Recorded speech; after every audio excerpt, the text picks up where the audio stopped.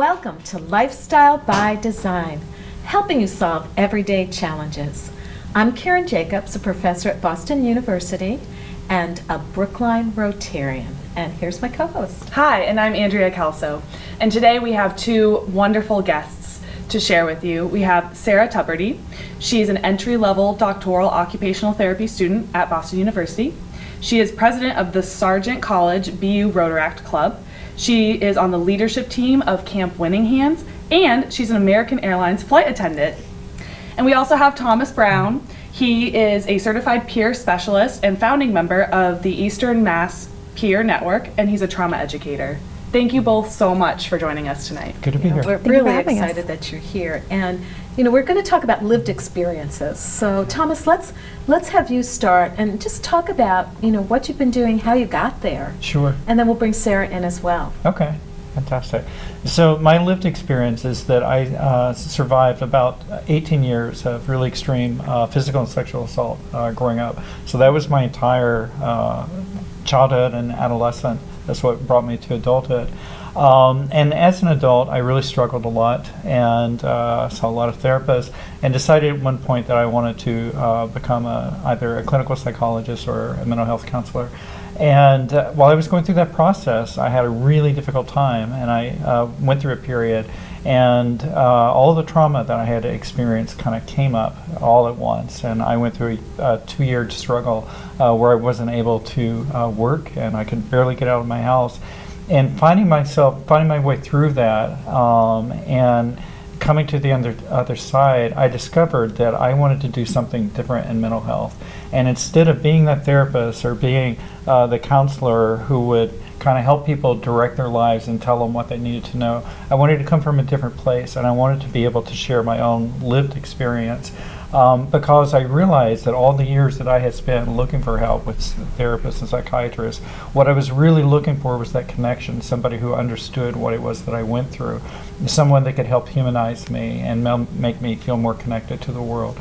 And so I wanted to do that, and I called up this organization that I had worked for before, and I said, do you have a position for somebody who could actually use their own experience to help people feel more comfortable and make a connection?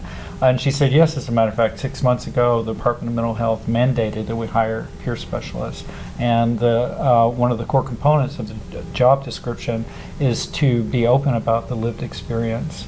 So that was it, and that's the profession that I've stayed in since then. It's a new profession. It's just really getting started, and it's trying to find its niche in mental health. And I'm also supporting the development of that profession. And so I co-founded Eastern Mass Peer Network, and we're an organization that fosters the professional development of peer specialists. So it's new, and we talked about that I had never heard of it. Right. And I'm an Many occupational people haven't. therapist. Right. And we know that over the years, people didn't quite understand what occupational therapy Right. is. They're Absolutely. much better now. Yeah. So how are you explaining to people what it is, and what are you doing to help Right. people really Yeah. know your So, profession? Oh, I do a lot of this. So I do a lot of interviews. One big thing I'm doing right now, and the EMPN is doing, is we're meeting with legislators to help explain the value that we bring to the table. A lot of them are making decisions in legislation about mental health and the provision of services without having the peer support profession in that calculus for help. So we're teaching them, educating them about what we can do. And that is going really, really well. People are just really enthralled hearing about us. So peer specialist, what do you actually do? Right. So help our viewers understand that better. Absolutely. So what I talked about, what I was looking for was somebody who could help me feel more human, feel like there wasn't, even though I had gone through something really extreme, I was still one of us. I'm still a human being. And I often didn't find that. I found that I had to hide my experience. I felt very ashamed of it. I feel like we live in a society that really stigmatizes mental health issues, especially the really extreme mental health issues. And so I had to hide a lot of myself. And the other thing is that because my experience was so extreme, often my providers, psychiatrists, psychotherapists, didn't understand it. They just didn't have the information. So what we do is we educate those providers because we've lived through it. We have that information, which really can't be had in any other way. You can do all the research in the world and still not understand what it's like to survive really extreme violence or other extreme mental health challenges. So we educate, and then with the people that we support, the individuals, other people who've lived with challenges, what we do is we focus on creating a mutual connection with a person.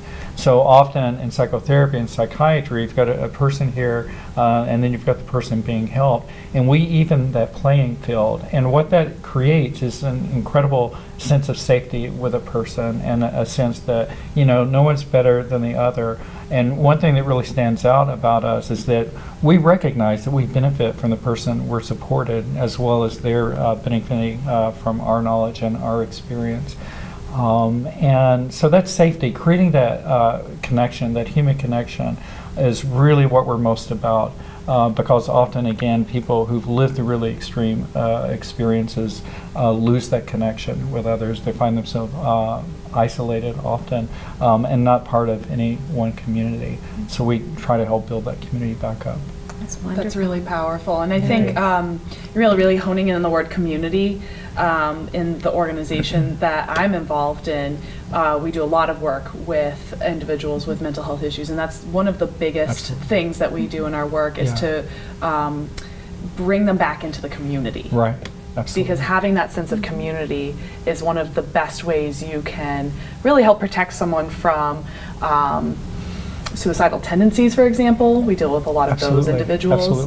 But like you said, I think that's such an important piece to humanize it, that we are all humans. Yes, and that we are all the same. Right. And that's powerful. It is. And these experiences of trauma or other extreme experiences take us out of that. And it's hard to describe how painful that can be when we don't feel like there are other people who can identify with what we've been through or can relate to us. It's extraordinary. There's just so much suffering in that separation alone, on top of the original trauma or the original experience. So we really have to work on it and bring that back in. So I feel like that's my passion in life, is building that community and bringing people with extreme experiences back in, to the human fold. How are legislators responding to you? Beautifully.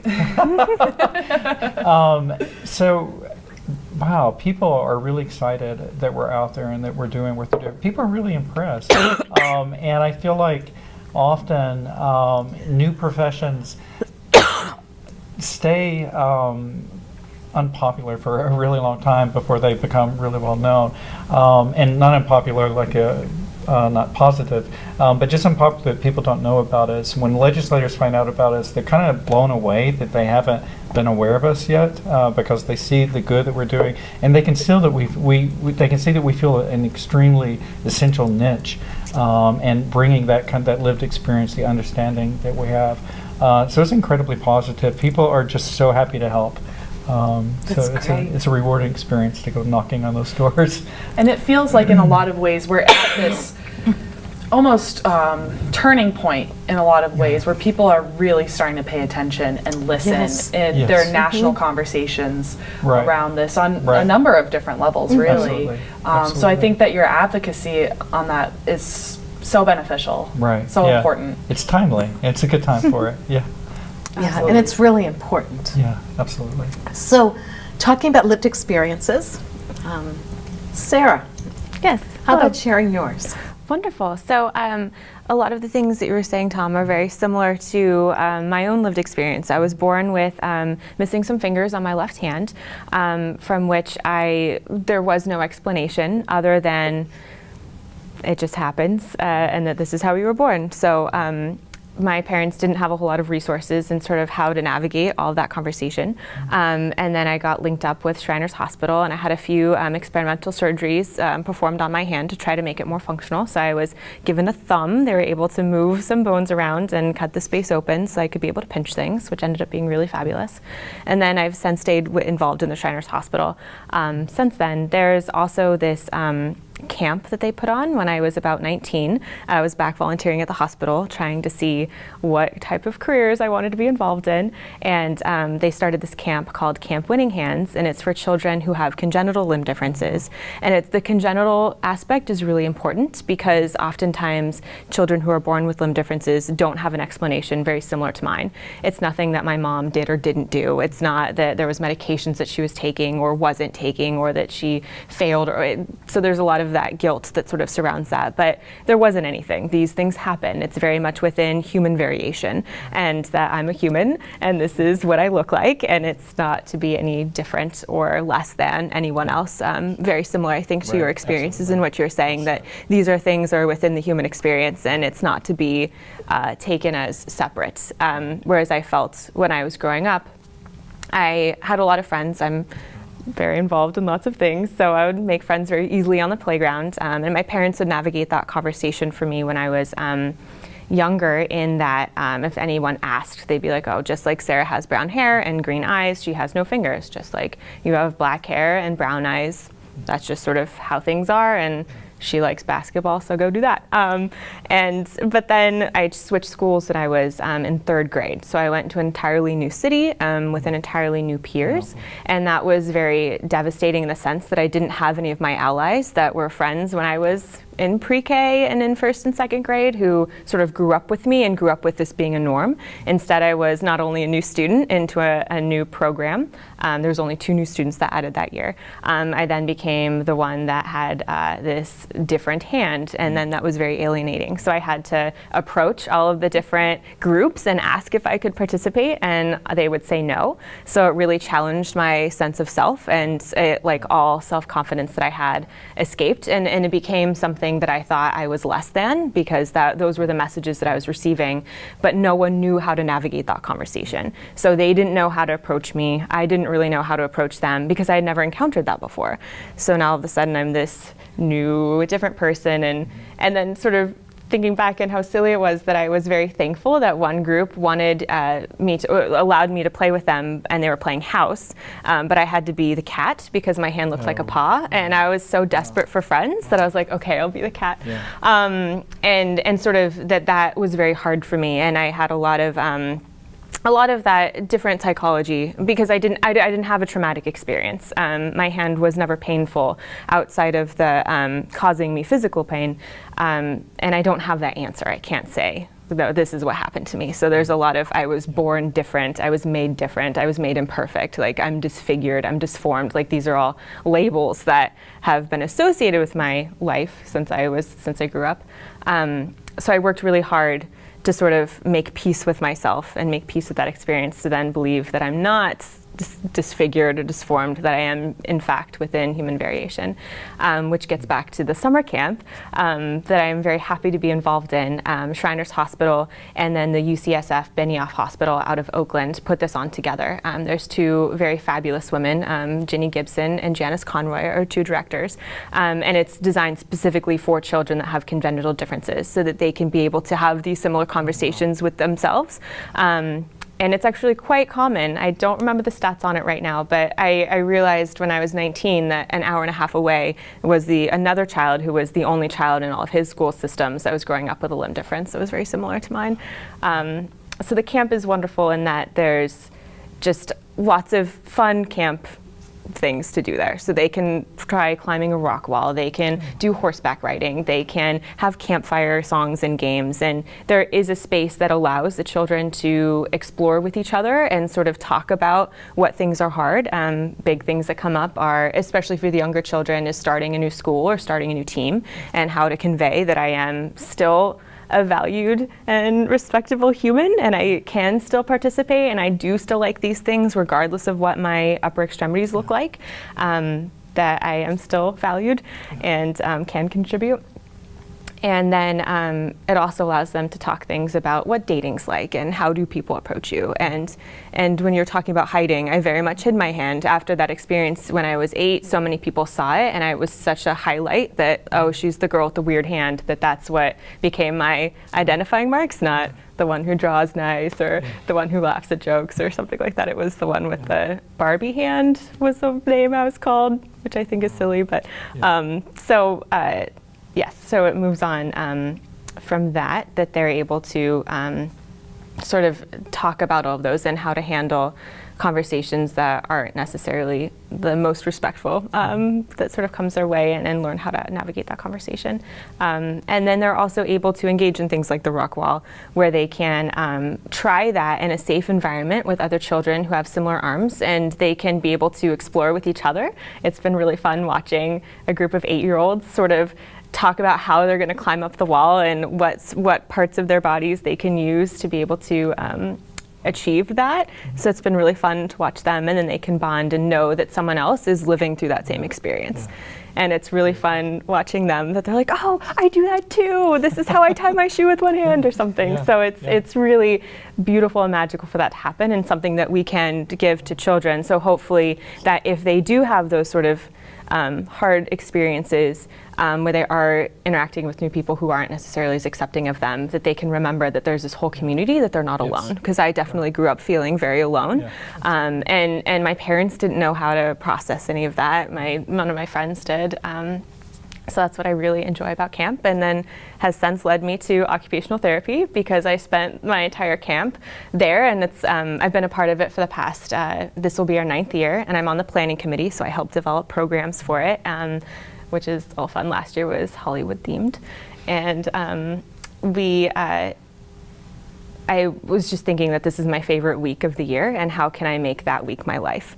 And then I realized that within my own life, I've been doing a lot of adapting and trying to navigate the world sort of differently, but still functionally and successfully and effectively.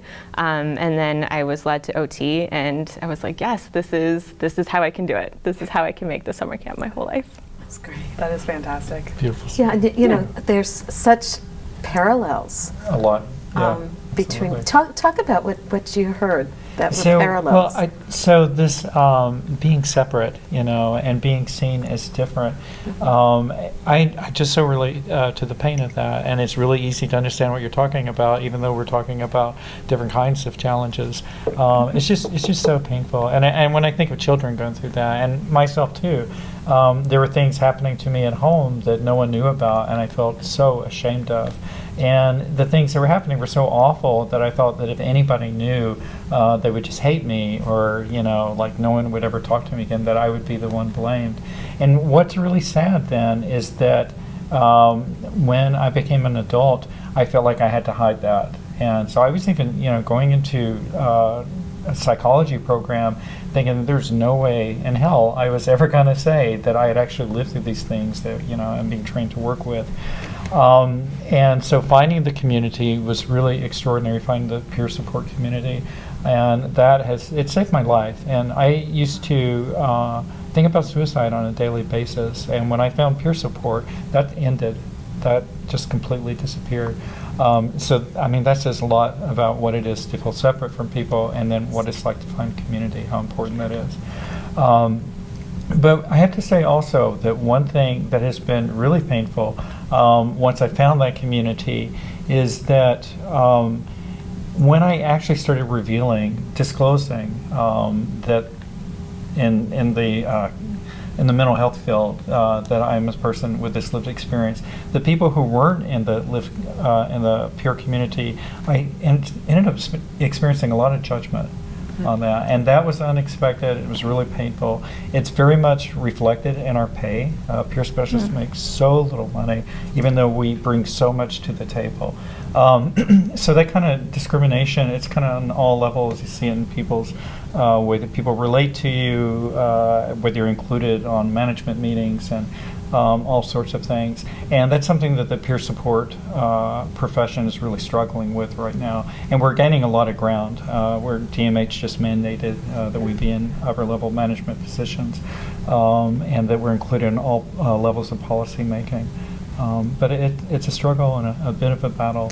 So it sounds like reimbursement has been an issue. It has been a huge issue. Yeah. Yeah. Like, I hear you talking about the passion you have for OT work, and peer specialists are incredibly passionate about the work they do. They tend to stay at their organizations really, really long term. And yet there's no increase in the pay. Usually there historically hasn't been a career ladder. And so people often can't afford cars, they can't afford the housing that they prefer. And so their life is very limited financially. And we really have to change that. And we change that by acknowledging the incredible value that we bring to the table. Wow. Really important Yeah. for both of you, what you're doing. I want to mention some of the things that you're doing right now. You're challenging yourself some more. Yes. Besides being in an occupational therapy Yes, program, yes, yes, yes. president of the Sergeant College Rotaract Club, you've decided to venture out in something else. Yes, I So have. why don't you share that. for a Yes, moment. so it's been a really fun relationship in that I am now taking courses on aerial arts. So I am doing aerial apparatus. My apparatus of choice is the Lyra, which is it looks like a hula hoop, just it's a metal hoop that's suspended from the ceiling, and you dance on it. So it's very much like circus themed, like sort of Cirque du Soleil, if you will. I saw it and thought that that's something that I wanted to do, and I typically have kind of strayed away from a lot of things that require strength and bilateral coordination. I was involved in some sports when I was younger, but some things it's like, well, I didn't think I could do it because these are all these messages that we've learned throughout our lives that somehow I let internalize. But I'm working on undoing those, and I think this is sort of one of the last ones, and it's really fun feeling the liberation that like years of work I'm trying to undo all of these messages that I so deeply imprinted into my soul when I was 8, that this has been a really powerful experience, so I enjoy it. So it requires a lot of muscle and being able to make it look nice, but it's my whole body's involved in it, and all of my instructors that I've had have been really accommodating and helping me explore different ways to be able to interact with the apparatus, where I don't need to have 2 full hands, that I can use my wrist and I can use my elbow, and I can still make it look nice and still feel that I can perform, and I do have a performance coming up, and feeling that confidence and empowerment to be able to perform doing something that is very like beautifully using your body, when that's something, a message that I wasn't necessarily thought that my body was ever beautiful when I was younger, or even now I'm working on that. I think that's incredible. And after listening to both of your stories and the incredible work that you're both involved in, I can't help but think how moved I am. And, you know, as someone who has now heard this message, is moved and feels motivated to want to do something to be an ally, to help in whatever way I can further your work or your message. And I hope that our viewers feel the same way. What would be your lasting thought or advice or almost directive? What should I or we go out and do? Can you go first? Sure, I'd love to. I think one of my big messages is that this is a part of human variation. So this is what people look like. People with disabilities are people. People with mental illness are people, and I think that that's the aspect that you can feel free to interact with us as people, because at the end of the day, that's what we are. That's what we all are, and that there is no difference in that we all have these varying aspects that are different. But I think perhaps promoting that forward, that it's not celebrating someone because they're disabled and they're able to do this great feat, that it's like, no, that this is really miraculous that they did this because hiking a mountain is really hard, and that yes, they do have these added challenges, or we do have these added challenges with us, and recognizing that a little bit, but not highlighting that as if that's the only reason why I'm someone of worth now, is that like, oh, well, she's a disabled aerialist, you know, that's something that's very different. Yeah. Great. No, and that tends to objectify the person rather than humanize the person when you celebrate a person for what they can do despite their challenges. So I really resonate with what you said, and I'm going to say something really similar, is that one thing I really try to do, I also am a trauma educator. I use my own lived experience in teaching about trauma. But what I strive to do is to educate people that trauma is just on the spectrum of being human. It's on the spectrum of human existence. There's not a cutoff point that some person has so much trauma and they're no longer, within the human realm of things. And that this is just life. This is life. Whether you hear voices or you've had a lot of trauma, whatever you struggle with, it's just part of life. And when we, pathologize these experiences, we do a lot of disservice and a lot of harm to people, because we all want to be connected. And, labeling us and pathologizing doesn't make that happen. Really great conclusion. So resilience seems to be a key word when you're talking for both of you. Yeah. How do you build resilience? How do you help someone become resilient? And this sounds like for you, it's that shared lived experience that someone can say, I can relate to that. Maybe that helps. I'm not sure. Oh, it certainly does. My goodness, it does. I can live in poverty. I can have a lot of bad things happening to me, but if I'm connected, I feel like I'm part of community, that will help me get through it. I'm going to have a level of optimism at least, and I'm going to keep trying. So having that connection goes a long way. My own personal resilience was about never giving up. Just keep going, just keep going. Even when I wasn't going, in my mind I was going, and I tried to support people, and never giving up. Well, it sounds like you've made a difference in so many people's lives and future. Yeah, For both of you. Thank you. For both. I'm really excited for you and your future studies and all the other amazing things you're doing, and for you and your work. And I'm really heartened to hear about the success you're having, especially with legislators, but in general. And I really wish both of you success and the best in the future. And I'm really happier to have met you and known you today. It's really wonderful. Thank you. Yeah. Thanks Thank you being for on our having show. us. Thank you so much for having Yeah, us. thank you. It's Thank enjoyable. Great. Thank you for joining us. This is Lifestyle by Design. You can see our episodes online. You can learn more about the show on Karen's blog. And we encourage you to tune in next time. Thanks again. Thank you.